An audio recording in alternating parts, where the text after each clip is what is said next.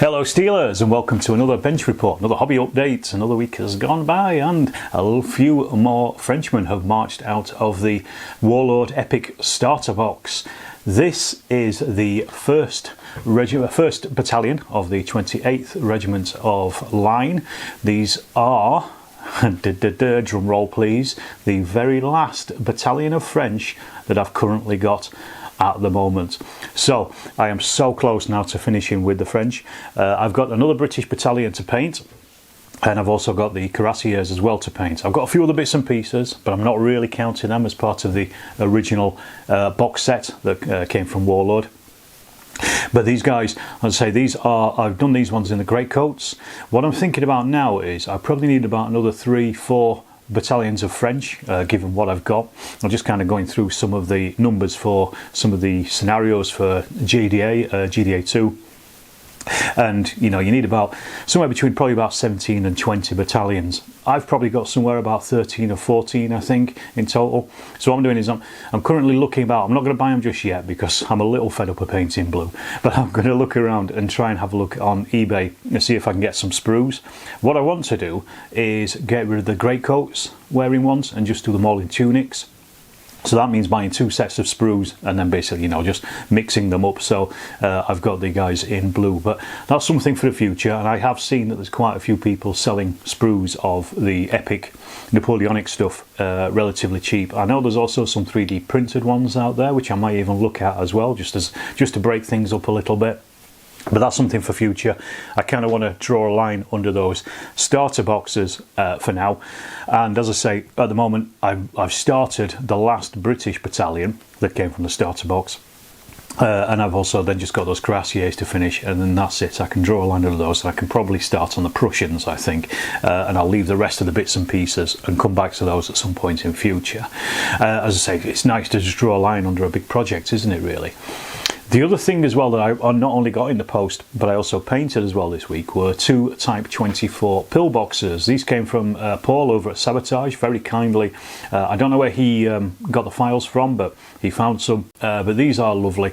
I just needed some to finish off or continue the Jitra campaign. There's one of the scenarios which I actually played this week has a pillbox in it, so I needed one quickly. I knew Paul would be able to deliver, and thank goodness he did.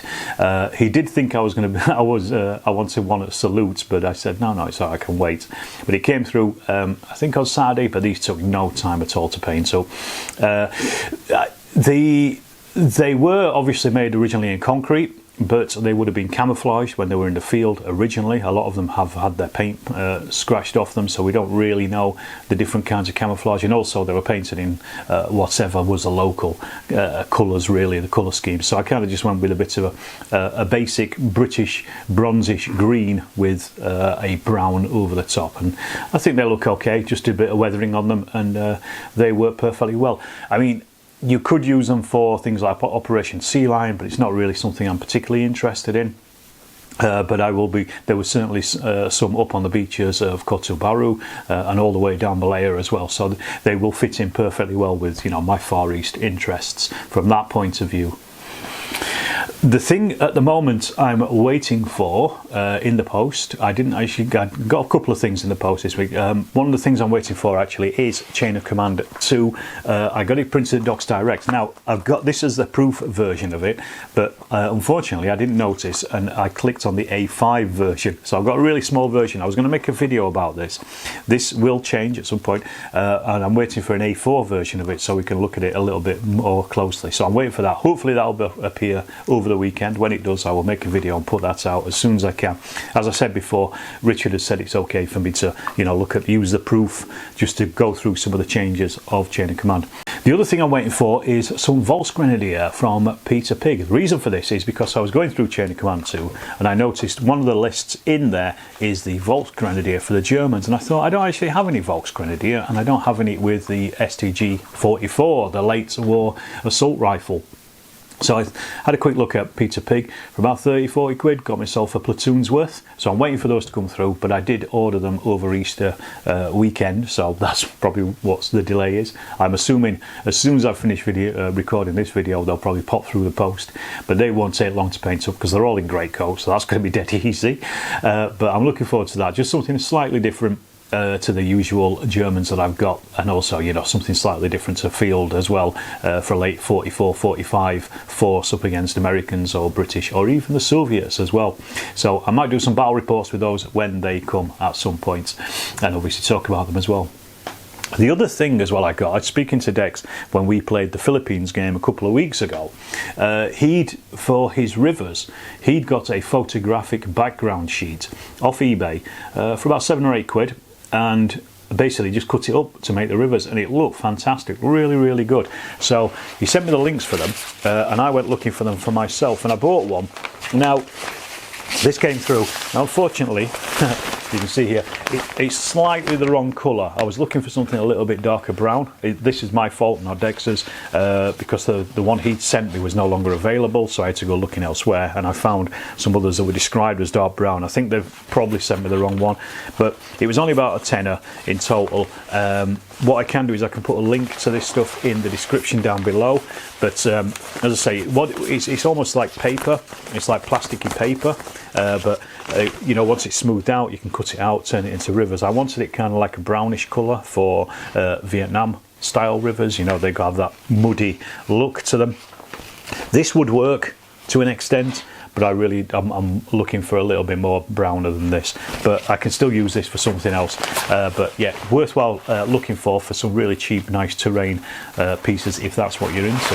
As I say, I'll put a link down in the description. So this is the last week of my annual leave, the 2 weeks that I had to take off because I built up so much annual leave that I couldn't carry it over, so I took it off as leave for over Easter.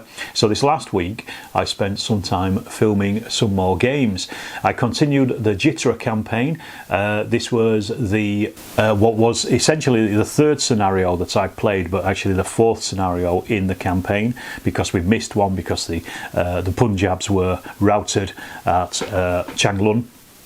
And then also the unfortunate Gurkhas were also routed as well at Nagaka. Now this one is the Jitra line. It was up against the Leicesters. The Japanese came up against very hard defences, and this is where I needed the pillbox for. So the Leicesters were in the pillbox. Dex and I had played this before as a Japanese. I was the attacker then, and I failed to get forward. In this one, the Japanese also failed to get forward as well. They got a real hammering by the Leicesters, as actually happened in the battle itself on in December of 1941. Really good game, really nail biting, right down to the clincher, and it was, you know, the Leicesters really give a good account of themselves. Unfortunately, it's all for naught because Singapore will fall at some point in future. That said, though, that means I now have one more scenario left of the campaign to play, which is the Jats in rubber. I'm not sure when I'll get a chance to do that. I might try it over the weekend, but we'll see. That may then be a counter-attack. There may be a counter-attack after the back of that one, but we shall see. But at the moment, the Japanese have won 2 for 1 so far in this campaign. It's been, but this time the original platoon took a right hammering. Until this point, they'd only lost about 3 men, and this one they lost about, I think it was about 15 or so, maybe even more. I lost count after a while, after 2 sections collapsed and routed off the table. And also earlier in the week as well, whilst I was waiting for those pillboxes to come through, and get painted, I played a game of O Group. I've not played it for ages, and it's been such a time since I played it that it took a little while to play because I couldn't remember a lot of the rules. But it soon came back to me. It's like riding a bike or something, isn't it? When you got some old rules and they're sat there in your head.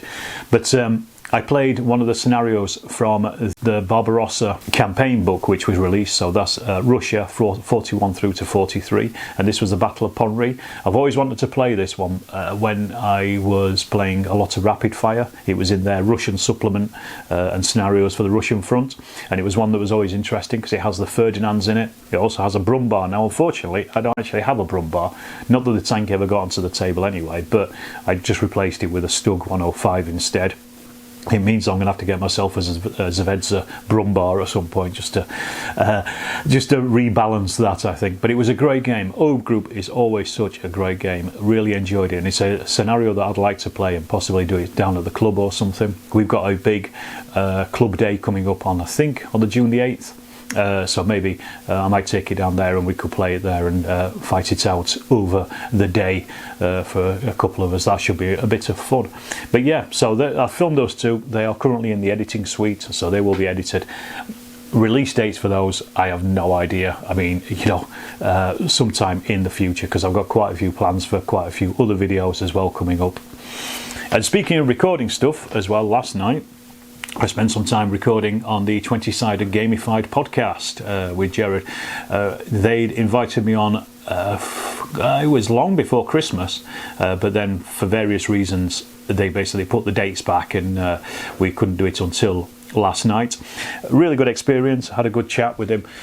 We only spent about an hour and 20 or so. I think that's about the average of their show length anyway, but there was so much more we could talk about. We did talk about doing it again and, you know, drilling down on some subjects and really getting into stuff, because we're both very interested in the First World War. We both have a level of education on the First World War that is the same, so we had quite a lot in common, and I think it'd be interesting to go back and actually just talk about that kind of stuff.